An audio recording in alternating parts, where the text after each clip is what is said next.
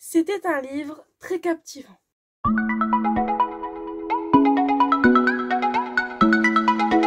Salut à tous, c'est Coquely et aujourd'hui on se retrouve pour le premier livre de la rubrique Bric à Book. Donc c'est parti.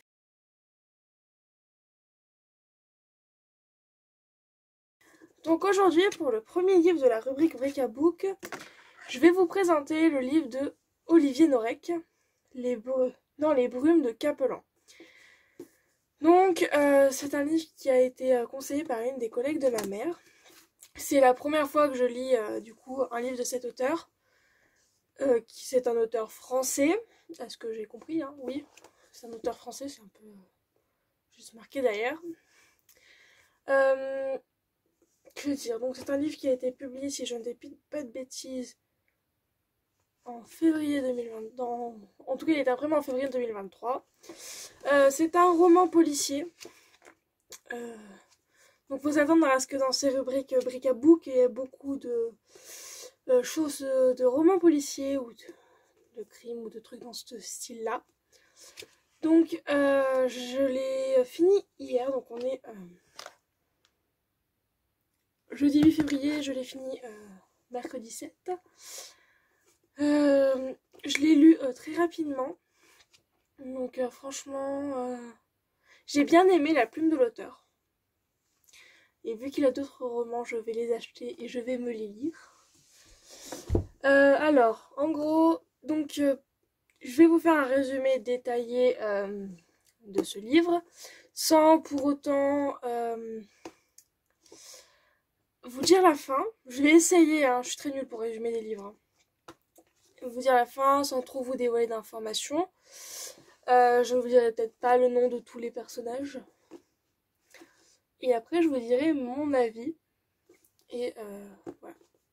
Donc pour ce qui est de la note que je lui ai donnée, déjà c'est un 4,5.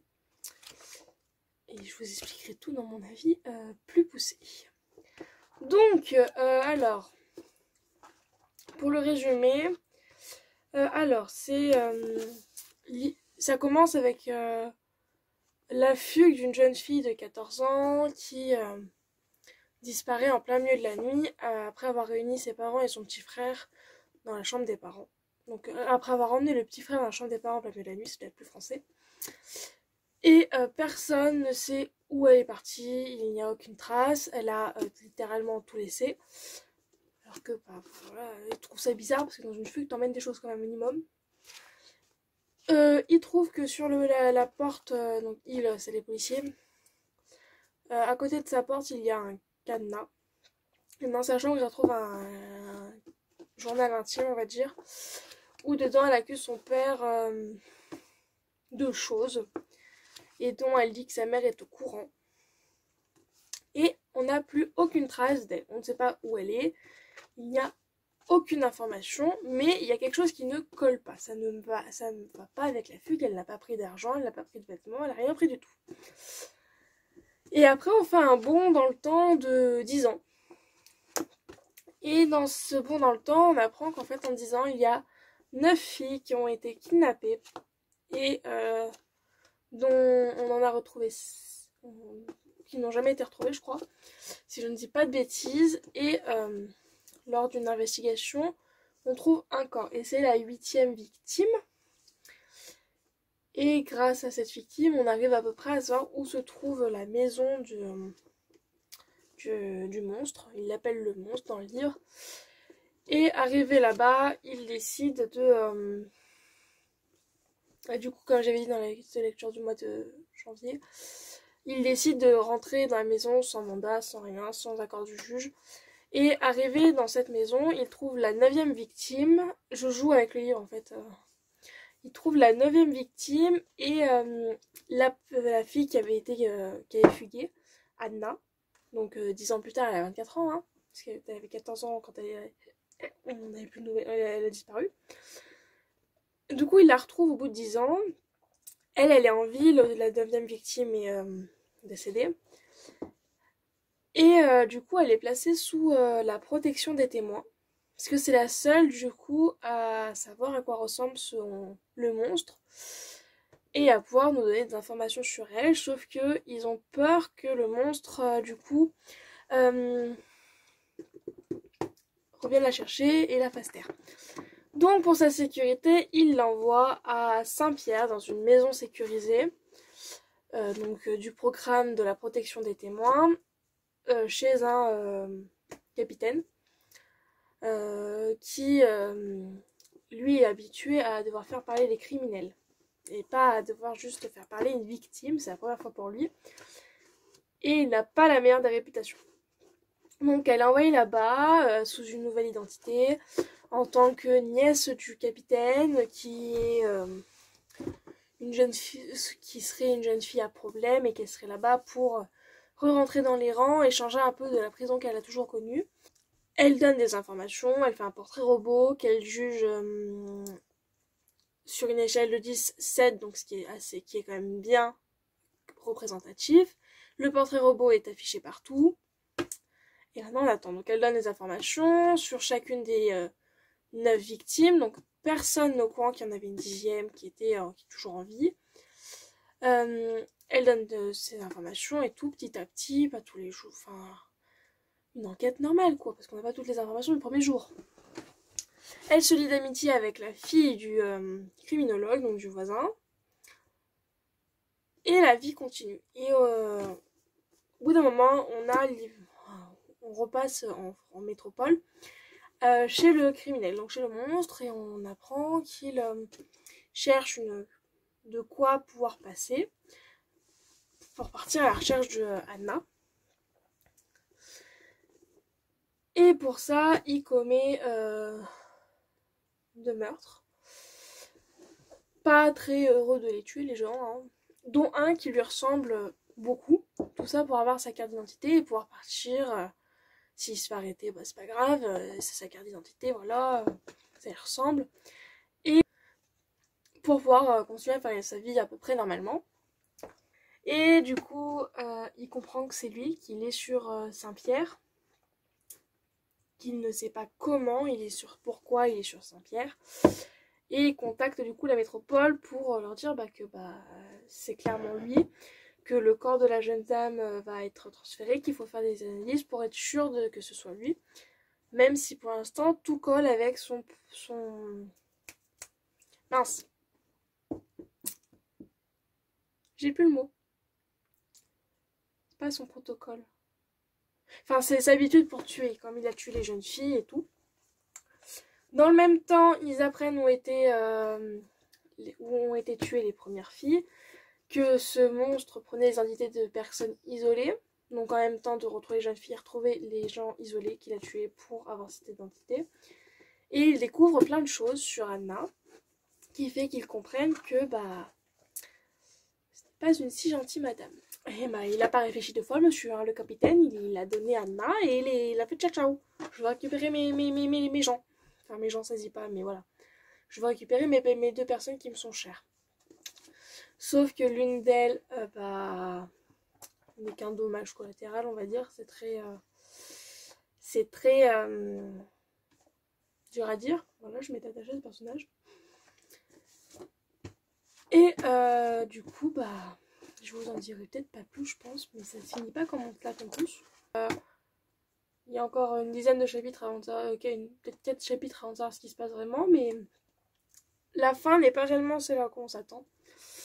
Donc voilà. Je vais m'arrêter là dans le résumé. Je pense que une dizaine de minutes c'est déjà suffisant. Puis je vais pas vous en révéler trop parce que si ça vous tente, je ne veux pas vous spoiler tout le livre. Franchement, donc maintenant on va passer à mon avis. Donc bien sûr, petit aparté, dans les bandes de Capelan, c'est surtout que la fin du livre se passe au moment où il y a les brumes de Capelan qui, en fait, quand elles arrivent, elles cachent l'archipel. Donc une grande partie de l'archipel de Saint-Pierre et Miquelon de tout le reste du monde. Donc en fait, ils le disent clairement, en fait, on tend la main dans les brumes et on ne voit plus, on tend le bras et on ne voit plus sa main. Donc en fait, vraiment, t'as une très petite visibilité. Donc c'est vraiment par rapport aux brumes.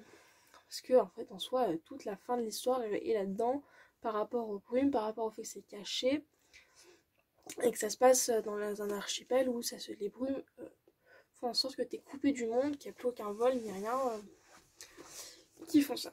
Donc mon avis, alors du coup comme je vous ai dit j'ai mis 4 étoiles et demie sur 5 pour ce livre. Vraiment j'ai adoré, comme je vous l'ai dit je l'ai pour moi mangé. Hein. J'ai adoré le lire, j'ai adoré la plume de l'auteur. C'est un livre où, enfin en tout cas pour moi je suis passée par toutes les émotions qui existent. Hein. J'avais de la peine au début, je me suis dit j'ai eu du soulagement au bout d'un moment. J'ai eu de la peine parce qu'il fallait tout recommencer, enfin la victime devait tout recommencer à zéro, puis après je me suis énervée, puis après j'ai eu de la peine en me disant oh la pauvre et tout, pour ensuite vraiment m'énerver. Donc franchement il était bien, alors je m'attendais pas tellement à cette fin, mais franchement à la fin de ce livre, mais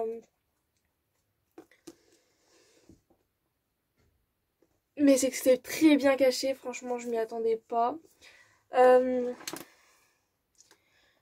T'as eu le temps vraiment t'as le temps de t'attacher au personnage, à n'importe lequel, hein, enfin n'importe lequel.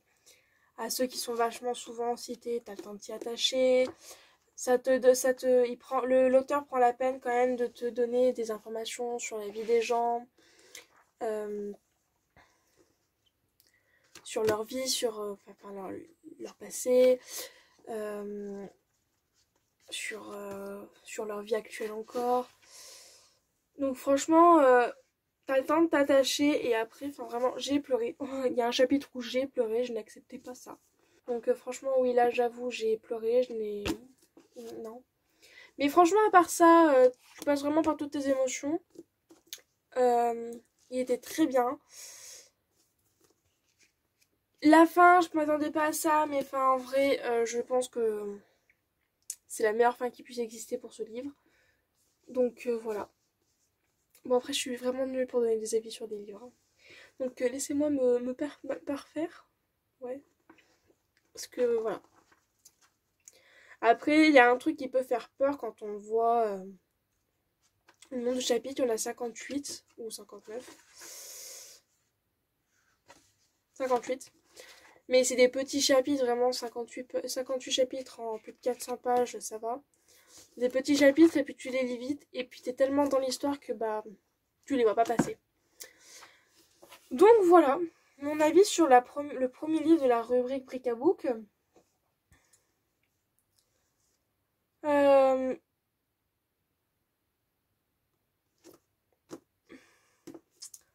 Voilà, franchement, pas déçue d'avoir lu et d'avoir mis en pause plein de lectures qui étaient en cours.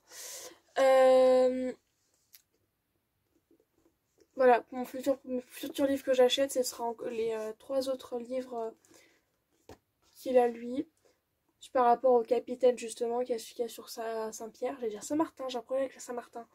Sur Saint-Pierre, il y a 3 livres sur ses enquêtes à lui. Donc je pense que je vais me les acheter parce que vraiment j'ai adoré. Donc voilà, moi si vraiment vous aimez tout ce qui est roman policier, je vous conseille. Je vous conseille. Après, voilà quoi, faut apprécier. Voilà, je me doute bien que roman policier c'est pas pour tout le monde, mais bon, là vous êtes sur une chaîne, mais ce sera la plupart du temps des romans policiers, voilà. Donc voilà. Du coup voilà, c'est le premier livre du coup de cette rubrique.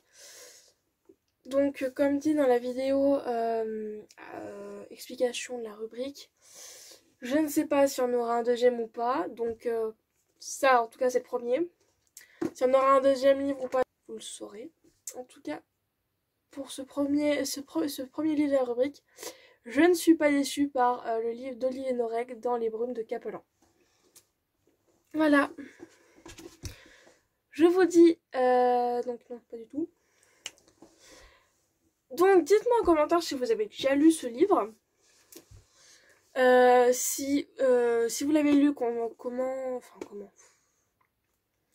Ce que vous en avez pensé, de votre avis. Et si vous ne l'avez pas lu, est-ce qu'il vous tenterait?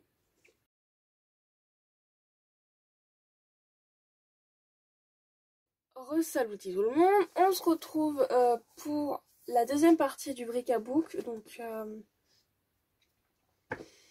pour vous présenter le deuxième livre de cette rubrique.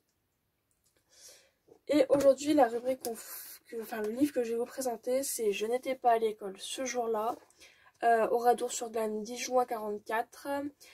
Les témoignages ont été réunis par Franck Hivernaud, donc c'est lui qui a tout orchestré dans le livre. Je vais vous faire une petite description. Donc j'en ai parlé dans la lecture du mois qui est sortie la semaine dernière. Je vais essayer de vous retrouver la page où c'est pour que je puisse vous en parler rapidement.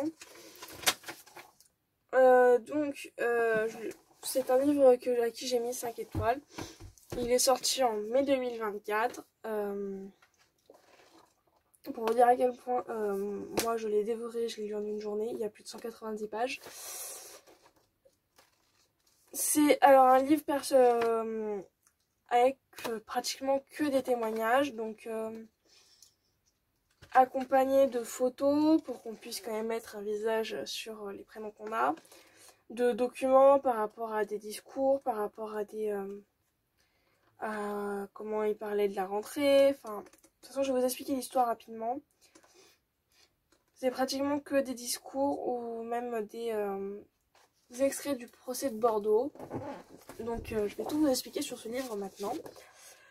Donc Oradour-sur-Glane, c'est un village martyr qui a été détruit le 10 juin 44 par les Allemands. Parce que du coup cette année, vu qu'on est en 2024, c'est les 80 ans. Et il y a 2 ou 3 villages martyrs dont ça faisait 80 ans qui ont eu des reportages sur la télé et par les émissions de télé. Donc du coup je les ai regardés et 2 m'ont particulièrement touchée, dont Oradour. Et ce livre est sorti genre par exemple un mois avant le reportage dans la télé. Ça va rien dire ce que je raconte, vraiment. Donc Franck Hivernaud, d'abord on va parler un peu de l'auteur parce que je le vois écrit là. C'est un des descendants d'une famille endeuillée. Et en fait il a mené une enquête pour retrouver les enfants de l'époque, donc qui sont devenus adultes maintenant. Et il a décidé en fait de faire des témoignages, donc de faire une série d'entretiens avec ces anciens écoliers et écolières d'Oradour pour savoir où est-ce qu'ils étaient ce jour-là, le 10 juin 44, et pour pouvoir mettre des mots et que ça reste dans les annales, je sais pas si ça peut être approprié, mais que ça reste marqué quelque part et que quand ils partiront définitivement, qu'il y ait des gens qui puissent se souvenir de ça, parce que pendant des décennies, ces anciens enfants n'ont rien dit, et on s'en doute bien, on serait exactement pareil. Et je sais qu'en tout cas dans le reportage que j'ai vu, ils ont parlé de ce livre et on a eu le droit aux retrouvailles entre tous ces écoliers où ils ont pu avoir le livre dans leurs mains. Donc pour expliquer vite fait l'histoire d'Oradour, je ne suis pas une experte sur Oradour, je connais que ce qui est écrit dans ce livre, parce que j'ai vu dans le reportage. Le 10 juin 44, c'était un samedi, les enfants avaient école et vers 14 h ce jour-là, les soldats de la 3e compagnie du 1er bataillement du régiment de la 2e division blindée des SS ont commis à Oradour le plus important massacre civil sur le sol français au cours de la 2e guerre mondiale. Tous les habitants pensaient, en les voyant arriver, que c'était un contrôle d'identité, donc en fait ils étaient très calmes, ils ont dit écoutez, c'est un contrôle d'identité, on y va. Au final en fait ils ont été séparés en plusieurs groupes, les femmes et les enfants ont été mis dans l'église.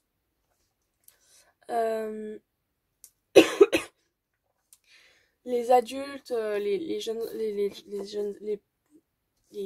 adultes, les hommes et tout, ont été mis dans plusieurs endroits différents du village. Et en fait ils ont été exécutés.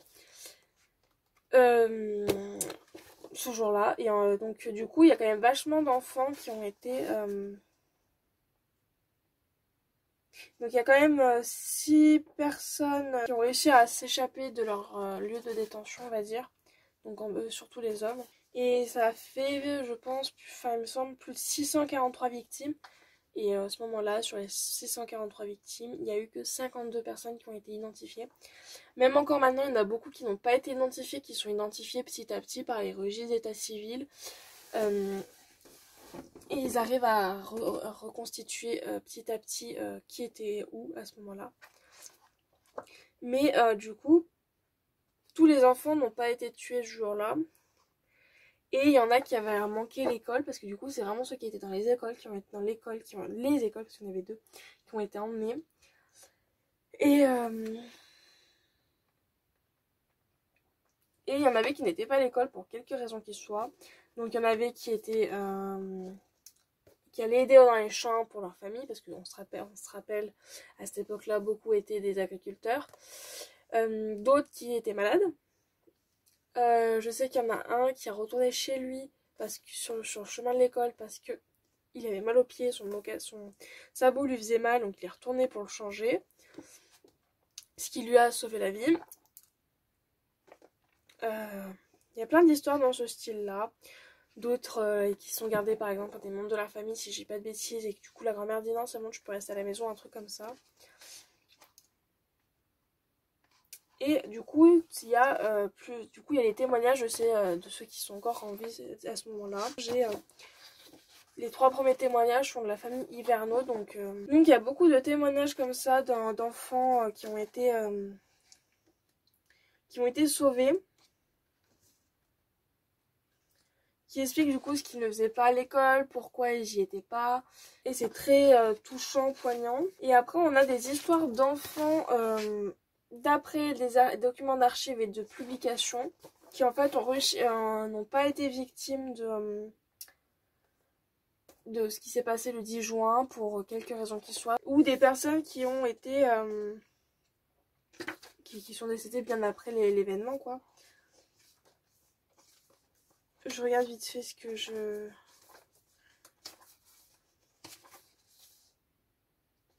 Par exemple, on en a un qui venait de Barcelone, ça faisait pas si longtemps qu'il était là. Et en fait, il s'était blessé quelques temps avant, et du coup, il était par exemple à l'hôpital le 10 juin 1945, ce qui l'a fait éviter d'y retourner. Et donc, du coup, en fait, il a pu continuer sa vie, il est reparti dans un autre pays. Et par exemple, ce monsieur, il est revenu 2 fois à Oradour avec sa femme et ses enfants.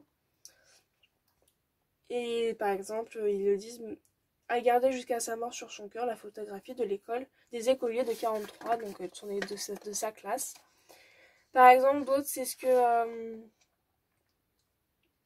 ils ont laissé par exemple à leur famille des mots retranscrits que leurs familles ont donné à Franck Hiverneau pour les témoignages. C'est souvent ça aussi. Après, ce qui est bien, c'est que du coup, il y a quand même des photos, des images, des lettres, des plans de l'école, des photos de classe. Et franchement, c'est pas mal. Pareil, du coup, voilà, après, c'est des histoires aussi des familles,